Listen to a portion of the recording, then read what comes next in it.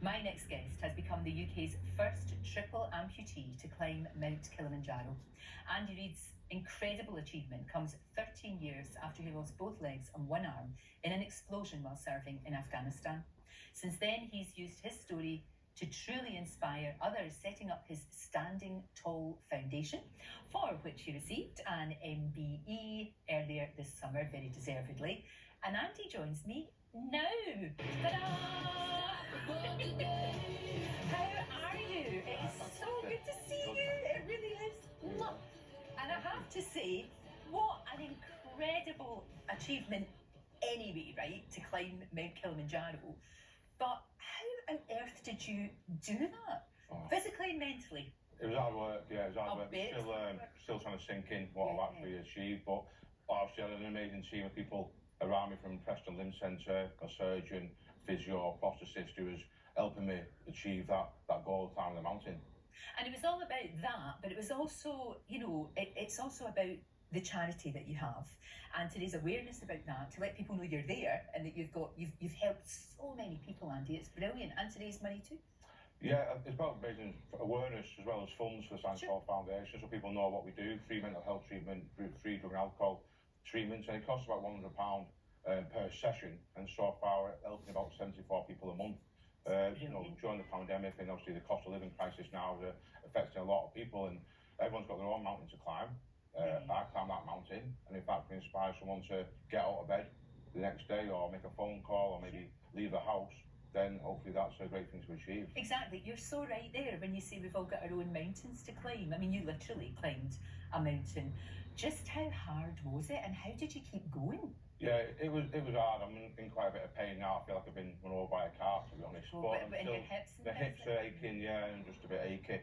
But mentally, I was just thinking of the kids back home and Claire back at home as well, and thinking what we can achieve with the foundation, how many people maybe will get help and maybe save someone's life. So I was just looking down and just putting one foot in front of the other each day, and letting my mind wander to a nice meal that I had a couple of months ago, or a nice holiday that we've been on, thinking of anything apart from getting to the top of that mountain, really, just letting my mind drift away. But obviously that was still a goal that I'd set myself to How long did it take you? So it took us 14 days. Wow. Did you get any sleep? It was like 12-hour days walking, so yes, we were finishing at night time a lot of the time in the dark with head torches on. So the next day we had a full day's rest, where then I got some physio and relaxed, got some more food on board, get the energy so I could go again. So most people do it in about 7 days, is the average. Right. And we thought we'd do it 14 days, just to get the best possible chance of getting to the mountain. We weren't trying to break a record, although we did break a record. We took a hamburger to the top of the mountain. Did you? Yeah, and it was the world's highest food delivery on land for a Guinness World Record. Just an extra little element. And did you eat it? It had been cold? Some people did eat it. I declined from eating it, and they got quite ill. Oh, really? Yeah. After a fortnight of dragging the hamburger up the hill, that is fantastic. But you have been so inspirational. I mean, I know that's a word that gets bandied about a lot, but you really have. And when we told people that you're coming on the show, we got such a huge reaction, and people genuinely saying, you saved their life. They wouldn't be here if it wasn't for you. Yeah, and that's an amazing thing. And obviously, the NHS did an amazing job to keep me alive and get me where I am today. And I woke up and thought, I'm survivor, not a victim, and started setting myself some goals. And I'm very grateful to be. I know it's Remembrance Day pretty soon, and a tough day for me. Some of my colleagues didn't come home from Afghanistan, so out of respect for them, that's why I push myself and keep moving myself forward. Yeah, exactly. And that's a fantastic way to pay tribute to all those incredible people. It really is. It's a great way to do that. Do you have like a sort of celebration of your alive day? You know, the day that you... Do you know what I mean? Yeah, so a lot of people call it Happy Alive Day when you get injured on the anniversary. Yeah. And they might go for a few drinks with their friends and celebrate that.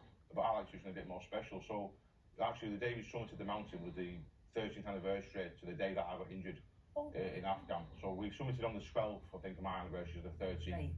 So it was just the day before, because we were working so hard and going so quick, we actually summited a day early than we thought we were going to. It was all about that alive day, and thinking 13 years ago I was on a stretcher in Afghanistan fighting for life, and 13 years later, top of the world's highest freestanding mountain.